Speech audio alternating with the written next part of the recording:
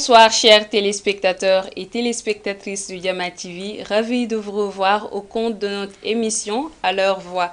Comme de coutume, À leur voix est une émission d'infos, de partage, de divertissement, mais surtout source de savoir. Car dans cette émission, nous parlerons d'art, de culture, de littérature et de tout ce qui est lié à la vie en général. C'est tous les jeudis dès qu'il est 15 heures. On s'excuse du retard, on a eu quelques minutes de retard. Alors, on va partir pour 30 minutes de show. Allez, c'est parti. Les œuvres humaines destinées à toucher les sens et les émotions du public. Il peut s'agir aussi bien de la peinture que des photos, vidéos, dessins, cinéma, littérature, mais aussi de la danse. L'art est une expérience qui agit à plusieurs niveaux. On le verra aujourd'hui sur ce plateau. En plus de stimuler les émotions et de la motricité, le contact avec la beauté, c'est-à-dire l'éthique et l'esthétique, l'art nous offre un monde merveilleux. Également, l'art restaure la confiance en soi.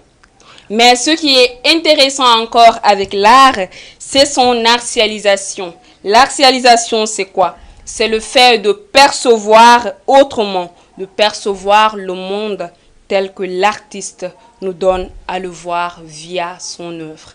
Alors aujourd'hui, nous sommes là avec deux invités qui sont artistes. Ils œuvrent bien sûr dans des domaines différents, mais unis par la même vocation, c'est-à-dire la création, la créativité. On a aujourd'hui, on dit que l'amour peut venir à bout de tout. N'est-ce pas, l'amour à l'occidental? En Afrique, on parle bien en Afrique. Est-ce possible? Nous demande-t-il. Mesdames et messieurs, notre invité écrivain, Apoléange, est avec nous sur ce plateau. Bonsoir, monsieur Apoléange. Bonsoir. Vous allez bien? Oui, ça va, merci et vous? Dieu merci. Alors, le second invité, il est là, c'est un vrai artiste, un artiste complet. J'ai vu sa création, j'ai dit waouh. Alors, il est là. Lui, il montre sa créativité à travers une combinaison de couleurs, un message qu'il transmet à travers des couleurs. Il est là, c'est un artiste complet et il s'appelle Gabriel Abena. Bonsoir, monsieur Gabriel. Bonsoir. Vous allez bien? Ça va très bien, merci à vous. Dieu merci. Ok, nous allons commencer avec la littérature ou bien la peinture. On fait un jeu? D'accord. Allez, on va commencer avec notre artiste écrivain, Apoléange, qui est là, qui nous a d'ailleurs rapporté ses œuvres qui parlent d'amour. La question que j'ai posée tout à l'heure est en rapport avec ce livre. Il va nous parler un peu de son livre, de son parcours et bien sûr de sa vie. Et qu'est-ce qui l'a poussé à intégrer le monde de l'écriture? Monsieur Apoléange. Bon, je suis Apollon Josué, écrivain. Qu'est-ce qui m'a poussé à écrire? C'est le goût de la lecture. J'ai commencé par lire d'abord. C'est en lisant des œuvres littéraires que j'ai eu envie d'écrire. Et pourquoi une histoire d'amour? Parce que j'avais promis à Diaretou, justement. Déjà qu'il faut savoir Diaretou, elle existe? Oui, la pièce de théâtre, elle est autobiographique, donc elle parle de moi. Okay. Donc j'avais promis à Diaretou, je me rappelle, c'était vers une brioche dorée, si je peux dire la brioche dorée, vers chez elle. Je lui avais promis que j'écrirais un livre qui raconterait notre histoire. Wow, et j'ai fini par le concrétiser. Donc voilà. Ouais. Quand même, on parlera de drame. Oui. J'espère qu'elle est en vie. Oui, elle est en vie. Le drame ne concerne pas Diaretou parce que, en même temps que je voulais raconter cette histoire d'amour entre ces deux jeunes que tout opposait, parce que moi je suis de l'Afrique centrale, je suis congolais, Diaretou est sénégalaise. Il y a les cultures qui sont différentes, les traditions qui sont différentes. Donc je voulais mettre à nu ces verrous-là qu'il y avait par rapport à notre relation, parce que les parents vont dire que tu ne peux pas épouser un étranger, comme on dit, entre griffes, niaques. Oui. Il y a que elle est musulmane, moi je suis chrétien. Il est dit dans la religion musulmane que une femme musulmane ne peut épouser qu'un musulman. Comme musulman. Donc il y avait tous ces tabous-là que je voulais mettre à nu pour voir comment on peut les harmoniser à notre réalité ou les améliorer. Et il y a aussi des sujets qui me tiennent à cœur, notamment les excisions, le mariage précoce, les mariages forcés. J'ai voulu mettre ça aussi là-dedans en racontant l'histoire de la petite Emmanuelle, qui est une histoire vraie aussi. Malheureusement, c'est elle qui va trépasser dans l'histoire. Malheureusement. Alors, il va prendre le temps de nous expliquer tout ça. On va revenir avec notre artiste, peintre, bien sûr. Attendez, je vais vous montrer ce qu'il nous a rapporté. Oh là là! C'est magnifique. Ouais. Regardez. Il y a qui ici? Ça, c'est un personnage de Demon Slayer. C'est un nouveau manga qui date de 2021, je pense. Donc, lui, c'est Rengoku. Et ici, on a Tanjiro, en fait. Ce sont des chasseurs de démons, on va dire. J'ai l'habitude de voir les gens regarder ça. Ça a l'air bon. C'est très intéressant. Ça raconte beaucoup. Enfin, il y a beaucoup de drames. En gros, l'histoire, c'est. J'ai un ami, il est âgé, mais regarde. En tout cas, je le vois et regarde ça. C'est excellent, en fait. Les C'est mangas, excellent. Vraiment, c'est la vie, les mangas. Comment vous faites pour produire autant de choses? Parce que là, certes, c'est pas vous qui avez fait la chaussure, mais ça, c'est vous. Vous avez ajouté un décor. Comment vous avez eu à faire ça? Bah, en vrai, c'est. Comment dire? Bah, j'ai dessiné sur le côté de la chaussure. En gros, j'ai appliqué une couche de peinture blanche d'abord. Ensuite, j'ai dessiné par-dessus et puis j'ai mis les couleurs en fait avec la peinture. Bien mais sûr avant, je dessinais sur le papier. Donc, en gros, c'est le même procédé. Mais sauf que là, le support change en fait. Oui. C'est un peu ça. D'où est venue l'inspiration? J'avais envie en fait de créer, enfin, on va dire l'unicité. C'est-à-dire, aujourd'hui, les gens aiment tous en fait avoir les mêmes sneakers. Donc, aujourd'hui, si je mets cette basket-là, je sors dans les rues, en fait, je serai différent des autres en fait qui ont les mêmes sneakers. Donc, en gros, c'est ça le but en fait. Donc, chacun a la possibilité en fait de créer ce qu'il veut, de mettre en évidence, on va dire, sa vision des choses. En gros, moi, ce que je fais, c'est je m'intéresse en fait les idées des personnes qui sont fans sur des baskets. Wow. C'est un peu comme votre liquette. C'est ça. Elle a ce original. Et maintenant, vous avez débuté ça quand? Bon, ça fait bientôt 1 an et demi que je suis dans le custom des sneakers, mais je dessinais il y a longtemps sur les papiers en fait. Le custom, j'ai commencé il y a peut-être 1 an et demi. On dirait que ça paye bien. Ouais, ça En tout fait cas, bien. c'est magnifique, c'est magnifique. Parlez-nous un peu, est-ce que vous rencontrez des obstacles par rapport à la création? Parce que certes, c'est des choses rares. C'est pas tout le temps qu'on voit des choses comme ça, des personnes qui dessinent, qui fabriquent. Parce que là, il faut prendre le temps de combiner les couleurs, de regarder tout ça. Est-ce que ça vous arrive de ressentir de la fatigue? La fatigue, oui, énormément parce que je passe beaucoup de temps en fait sur mon bureau à dessiner. Des fois, ça me prend jusqu'à, des fois 48 heures à 58 heures de taf ou 62 heures. Ça dépend du projet. Donc, il y a des projets qui me prennent moins de temps, d'autres plus. Mais c'est plus la complexité des projets en fait. En gros, c'est ça. Mais sinon, en termes de difficulté, en vrai, c'est la composition, l'exigence des clients surtout. Ils demandent des choses assez complexes. Mais après, ils sont pas aptes à payer en fait le prix qu'il faut. Donc, il faut négocier et retirer beaucoup de choses. Mais en vrai, c'est plaisant pour moi. Y a pas de... J'aime faire ça, donc ça va. Quand on veut ce qui est beau, il faut donner de l'argent. Parce que c'est de la créativité quand même. Il faut donner la pensée, transmettre cela, donner son temps. Et puis, il y a tout ça qui est là. On va revenir avec notre ami écrivain qui va nous parler un peu parce que ça, c'est de l'amour. Quand tu n'aimes pas ce que tu fais, tu ne peux pas produire. C'est également la même chose avec l'écriture. Il faut ressentir parce que vous avez sûrement vous avez ressenti l'envie de transmettre ce que vous avez vécu. Vous avez dit c'est autobiographique, non? Oui. Du coup, vous avez voulu transmettre ce message, parler comme notre ami Gabriel le fait avec les chaussures. Vous également, vous avez eu à transmettre votre pensée, votre vécu ici. Donc, vous allez nous raconter un bref résumé de votre œuvre, bien sûr, et surtout de cette mystérieuse Diariatou. Oui, Diariatou, s'il faut vous parler de Diariatou, il faudrait qu'on arrête le temps parce que c'est Diariatou, c'est Diariatou. J'en ai rencontré des femmes, hein, mais... C'est l'amour qui parle. Ouais. Il faudrait arrêter le temps. C'est le genre de femme qu'on ne voit pas tous les jours. Oui. Comme j'ai l'habitude de le lui dire, c'est le genre de femme que Dieu lui-même a pris le temps de façonner, de créer. Wow. Tu vois, moi je me dis qu'il y a des créatures, et les femmes sont magnifiques, hein. Ouais. D'ailleurs même je pense que la femme est la plus belle créature du Créateur, parce que les chefs-d'œuvre, on les crée souvent à la fin. Oui. Beethoven a écrit ses meilleures symphonies à la fin de sa vie. Oui. Cristiano Ronaldo aujourd'hui a signé un contrat de 200 millions, le plus cher de l'histoire, à la fin de sa carrière. Oui. Il va vers la fin. Donc Dieu a créé la femme en dernière position. C'est la dernière créature que Dieu a faite. Donc je pense que Diaretou est cette dernière créature que Dieu a faite. C'est une femme splendide, merveilleuse sur tous les plans. Elle est intelligente, elle est extraordinaire. Donc si vous me demandez de parler de Diaretou, le temps nous serait imparti, ça ne va pas se faire. Maintenant, par rapport au livre, bah, c'est comme je l'ai dit tantôt, c'était vraiment... Parce que je ne suis pas le seul à être dans cette situation.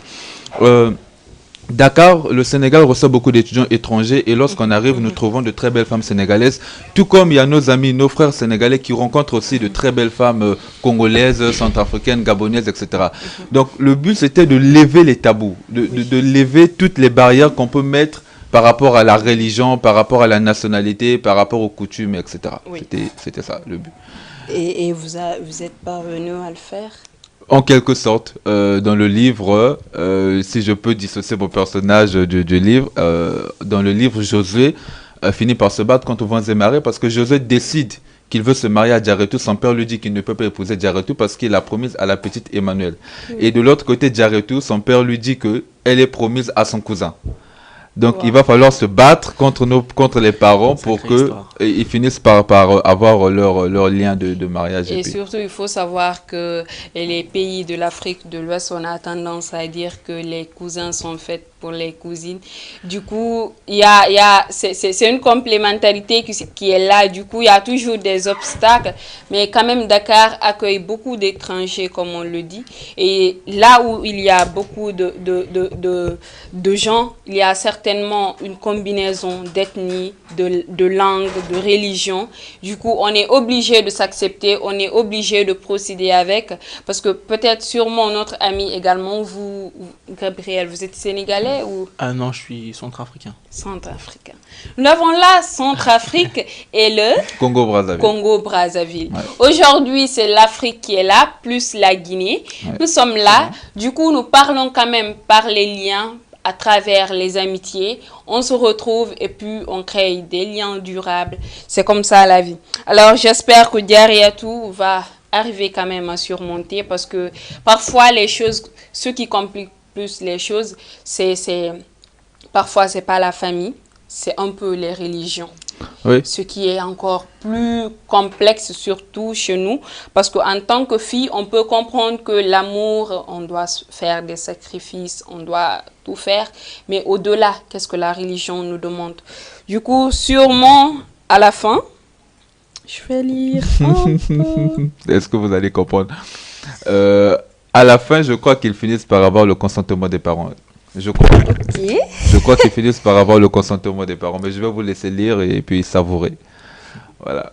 Il y a Aïcha. Aïcha, c'est qui? La maman de La Diaretou. maman, elle est attristée. Oui. Elle dit, tout le monde t'attend, ma fille. Ouais. L'heure a sonné. Ma fille, je sais ton affliction. Tu finiras par aimer ton futur époux, ma fille. Ouais. Je peux appréhender qu'elle n'a pas marié l'homme de sa vie. En quelque sorte, parce que là, c'était les préparatifs de son mariage avec son cousin. Parce que son père, à la fin, finit par trancher. Tu vas épouser ton cousin que j'ai choisi. C'est son cousin. Et là, c'est le jour de noces. Et sa mère vient une dernière fois la voir pour la mener, justement, se marier. Se lier à son cousin. Waouh. Ouais. C'est Josué, c'est... Oui, c'est moi, si vous voulez. C'est le personnage qui accompagne Diaretou. C'est l'amoureux de Diaretou. Vous dites ici, l'amant de Diaretou. Je ne renonce pas à ma foi. Je me couvre d'une nouvelle étiquette dont les hommes veulent qu'on se pare. Ta religion veut que tu épouses uniquement un musulman. Alors je le deviens. Waouh! La religion n'est qu'un emballage. Ce sont les actes qui importent. Alors oui, je deviendrai musulman, mais je reste cet homme de foi que je suis, qui croit à la loi universelle du Créateur, qui est l'amour à son égard et à l'égard de sa créature. Wow. Excellent. Ouais. C'est à dire. Ouais. Du coup, pour une femme, vous avez eu à changer de religion Oui, aussi. oui, mais parce que je me dis que la religion sont des stéréotypes que les hommes ont créés. Je pense que Dieu ne nous jugera pas par rapport à notre religion, il nous jugera par rapport aux actes que nous aurons En posés. effet. Aujourd'hui, si Dieu dit que quand on arrive devant le portail ou l'entrée du paradis, il dit, bon, toi parce que tu es musulman, va au paradis, toi parce que tu es chrétien, va en enfer, toi parce que tu es athée, va là-bas, ça n'aura pas de sens. Je pense que Dieu va nous mettre devant le fil de notre vie, devant les actes que nous aurons posés. Oui. Il va dire, bon, tu as fait le bien, va au paradis, tu as fait le Fais mal, le mal, va en enfer. effectivement. Je pense que c'est ma conviction. Donc que je sois chrétien, musulman, athée, ça n'a pas d'importance. Tant que mes actes sont conformes à la volonté divine, je suis garanti, il me garantit de rentrer au paradis. On espère bien que Dieu, il est miséricorde. Il est là, il nous a fait le bien sur terre. Et puis voilà. Et surtout, il nous rappelle, aimez-vous et pardonnez-vous. Oui. Du coup, J'aimerais ajouter une chose si vous me le permettez. oui, c'est possible. Puisqu'on parle de littérature, on parle de l'art. De l'art. Je ne sais pas si Gabriel va convenir avec moi, mais de nos jours, on a l'impression que les gens dans la société se méprennent avec l'art. Le Oui. plus souvent, l'art, ça se limite à la musique, au rap, à tout ce qui est folklore là. Ouais, Nous, surtout nous les écrivains, je ne sais pas pour vous les peintres, mais nous les écrivains, nous sommes quelque part mis de côté. L'art pour les gens, c'est la musique. C'est bien qu'aujourd'hui, lorsqu'on voit les jeunes, peu d'entre eux rêvent de devenir écrivains de nos jours. Peu d'entre eux. Je pense que Tout à je suis Et d'accord. aujourd'hui même, les écrivains, ils ne gagnent presque rien. Aujourd'hui, les écrivains sont mal rémunérés. Là où aujourd'hui, un artiste, un musicien va sortir un petit son qui va mettre un son, l'art ça se respecte, un son qui va mettre sur YouTube, qui va cumuler 1 million de vues, ça fait beaucoup d'argent. Un écrivain qui sort un livre, qui a un très bon livre, qui va faire peut-être un tapage, ne va presque rien gagner. Donc, j'ai un message à passer, c'est de dire aux autorités qui nous suivent, qui nous écoutent, qu'il est temps de revaloriser l'art. Et je terminerai, si vous me le permettez, en disant qu'il y a quelques semaines, nous avons participé à un concours littéraire qui a été parrainé par le ministre de la Culture, le professeur Alousio, qui a été entaché d'irrégularité, avec des résultats erronés. Wow. Et le pire dans tout ça, c'est que la personne qu'on nous a pris en tant que président du jury du concours littéraire n'est même pas écrivain. Et cette personne qui n'est pas écrivain s'est permis. Je ne peux pas comprendre. En concours littéraire, on prend une personne qui n'est pas écrivain et cette personne se permet de dire au vu et au su de tout le monde que les œuvres qu'il a reçues n'en valaient pas la peine. Que les œuvres qu'il a lues, que tous ceux qui ont candidaté au concours ont été médiocres, que leurs œuvres étaient médiocres. Et moi, je viens là pour dire que ce n'est pas possible. On ne peut pas traiter une œuvre d'art de médiocre. Encore moins lorsqu'on est le président d'un jury, lorsqu'on est placé pour juger des œuvres d'art. Aujourd'hui, moi, j'ai un livre qui a été édité par les éditions Harmattan. J'ai ce livre, une nouvelle, Robust. J'ai été primé deuxième au concours. Bravo. Au concours, un concours littéraire, c'est même ce concours littéraire-là, tout thème. J'ai été primé deuxième. J'ai un livre. Celui-ci, c'est le Tapesque, c'est mon livre. C'est Naguère au Congo. Il a été accepté par 3 maisons d'édition. J'ai les documents là. Par 3 maisons d'édition. Et ce livre qu'on a traité, que ce président du jury a traité de médiocre, heureusement qu'il s'est rattrapé à la fin en s'excusant, mais je le dis et j'espère qu'il me regarde. Je pense qu'il doit s'excuser, publiquement. Ouais. Parce qu'une œuvre d'art, ça ne se traite pas de médiocre. Ce livre qu'il a traité de médiocre a été accepté par 2 maisons d'édition. 2 maisons d'édition françaises qui ont accepté de l'éditer. Mais lui s'est permis de dénigrer. Ça m'a heurté. Je me suis senti offensé, offusqué par ces propos-là.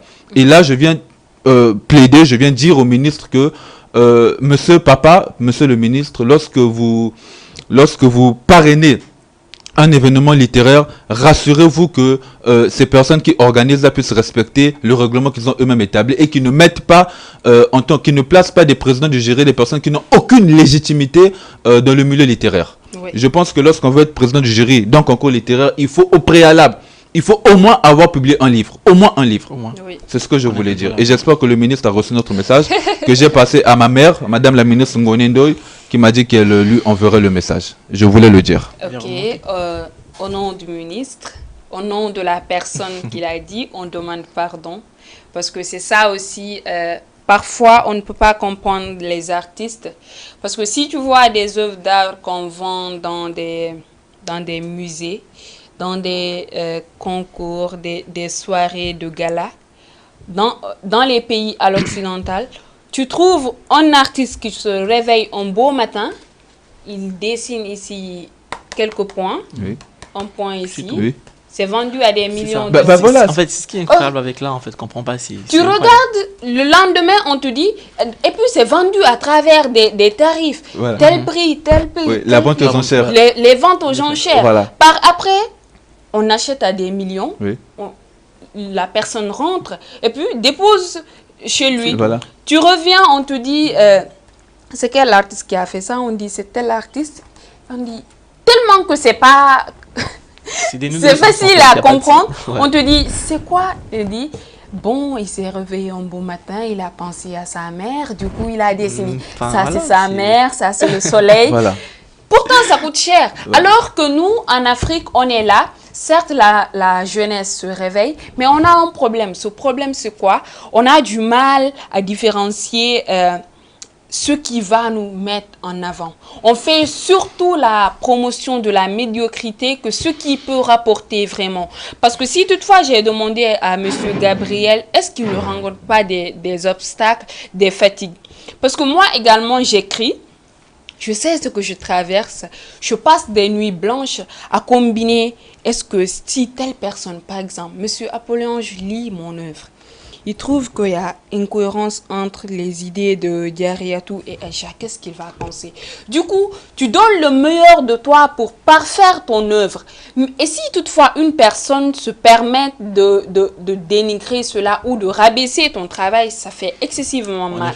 Effectivement. Une œuvre d'art, ça se respecte. Excuse-moi s'il te plaît, j'ajoute une chose. Je suis outré, mon cher. Je comprends. Une œuvre d'art, ça se respecte. Qu'importe. Mais l'art, ça se respecte. Ah, Si toi, tu n'aimes pas, un autre va aimer. Aujourd'hui, même le meilleur écrivain du monde. En ce moment, je pense que le meilleur écrivain francophone, c'est Alain Mabankou. C'est un Congolais. Mais lorsque vous lisez ses œuvres, vous avez l'impression que c'est un enfant qui écrit. Gabriel ne va peut-être pas aimer, mais vous allez aimer. Oui. Donc, je vais dire son nom. C'est Augustin Djoma Ngom. C'est un scénariste. Il n'a jamais écrit de livre de sa vie. Mais il s'est permis de dénigrer nos œuvres. Ça ne se fait pas. Et c'était lui le président du jury. Et sûrement, il y a une personne qui va le lui dire. Oui, il faut le dire. Et comme toujours, on s'excuse pour ce qui s'est passé. L'erreur est humaine, parfois également, il faut oublier. Juste, vous savez les opportunités que vous gagnez grâce à ce livre qu'il traite de médiocre. C'est pour cela également j'ai demandé à M. Gabriel, parce que toutefois, lui aussi il peut rencontrer des obstacles à travers ces dessins. Tu viens, un client veut faire telle chose, maintenant tu l'invites, tu fais, il te dit qu'il n'aime pas la façon dont tu as fait ou bien qu'il n'aime pas la couleur. Ou ça aussi c'est des obstacles parce que ça vexe la personne. Oui. Et je sais que vous travaillez tard, vous donnez le meilleur de vous pour faire ça. Et tout ce qu'on prie, c'est que Dieu nous aide. L'essentiel, c'est d'aimer ce qu'on fait, aimer ce qu'on transmet. C'est la meilleure des choses. Et je ne dis pas que les écrivains ne deviendront pas riches grâce au livre. On a déjà assez de richesses, on est artiste, c'est des talents que d'autres n'ont pas. Bien sûr. Mais un jour, ils comprendront. Oui, Inch'Allah. Et je pense que le cas même que vous avez pris avec notre ami Gabriel lorsqu'il produit une œuvre pour un client et que le client vient et qu'il n'apprécie pas, c'est différent de l'autre cas. Là, c'est un client qui a passé une commande, il n'a pas peut-être aimé la chose, c'est à lui de refaire le travail, c'est autre chose. Mais que ce soit une personne qu'on prend en tant que membre du jury d'un concours, il ne peut pas venir dénigrer une œuvre d'art. Je ne sais pas si vous voulez la porter. Un client peut refuser. Aujourd'hui, mon livre à moi, par exemple, Diarratou José, quelqu'un peut me dire que dans la rue, je n'aime pas ton livre parce que tu l'écris comme je vais accepter sa critique. Mais un président de jury se doit de respecter toutes les œuvres d'art qu'il reçoit. En effet, ouais. Voilà. C'est ce que je voulais préciser, ma chère. Oui. Tu sais, en matière de création, chacun sait ce qu'il donne pour ressortir le meilleur de lui. Si toutefois, je dis sur ce plateau que ce que Gabriel fait, j'aime pas, c'est pas joli, quel que soit, même si 1000 personnes te félicitent, quand une seule personne te fait des critiques, c'est à peu près ça que tu vas retenir. Effectivement, ça reste dans la tête. Est-ce que M. Gabriel, vous également, vous avez eu à avoir des difficultés pareilles? J'ai eu des difficultés, mais c'est pas vraiment par rapport à la clientèle en fait. En gros, c'était par rapport à une livraison. Bon, je pourrais dire à un client, mais c'est pas vraiment un client en fait, parce que bon, pour la conception, je prends en fait le temps d'envoyer une maquette au client.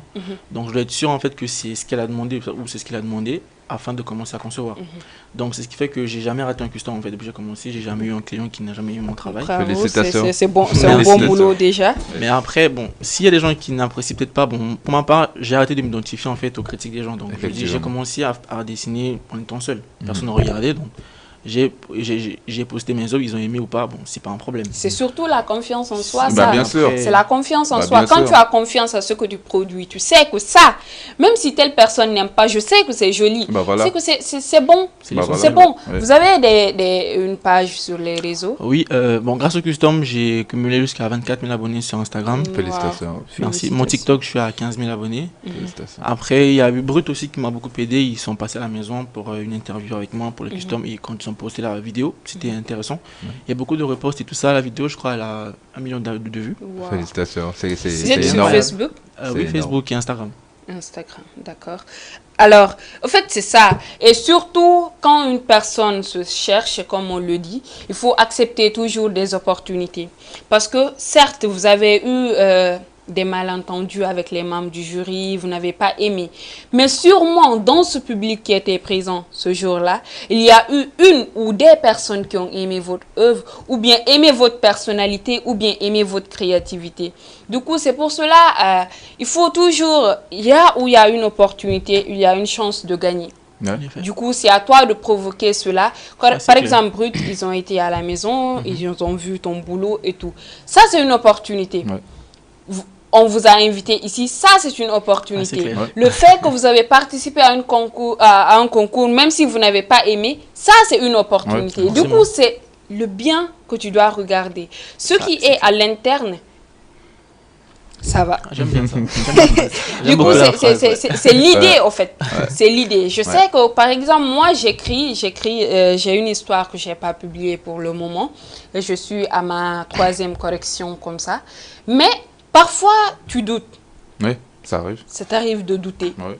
Et c'est quand tu doutes et que tu pars maintenant à une compétition et qu'on te critique, tu peux d'ailleurs même perdre ton estime de soi. Sûrement. Par rapport à ta créativité. Mais toujours, c'est quand tu as mal d'ailleurs que tu produis encore plus, que tu essayes de te parfaire. Parce que ça, personne ne va dire que ça c'est moche.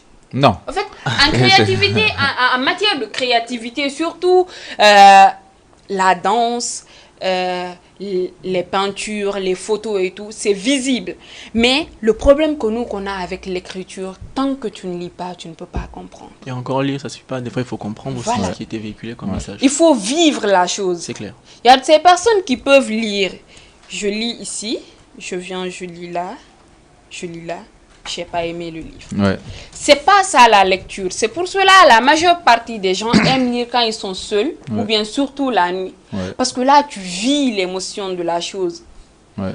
Du coup, et il nous reste que quelques minutes. Non, pas de Ouais. souci. Par exemple, on est là aujourd'hui et je suis vraiment ravie, même si on a raté quelques temps, on aurait pu en parler de beaucoup de choses. Je sais qu'on a eu un bref résumé de l'émission, mais quand même, on va laisser à notre ami de dire un dernier mot aux chers téléspectateurs. Vous êtes là, vous allez le suivre et bien sûr, comme toujours, je vous appelle. Les talents que j'amène ici, c'est pour qu'on s'entraide ensemble. On est jeunes. On se cherche, comme aiment le dire les Ivoiriens. On est là, on se cherche. C'est des opportunités qu'on veut pour être un jour au sommet.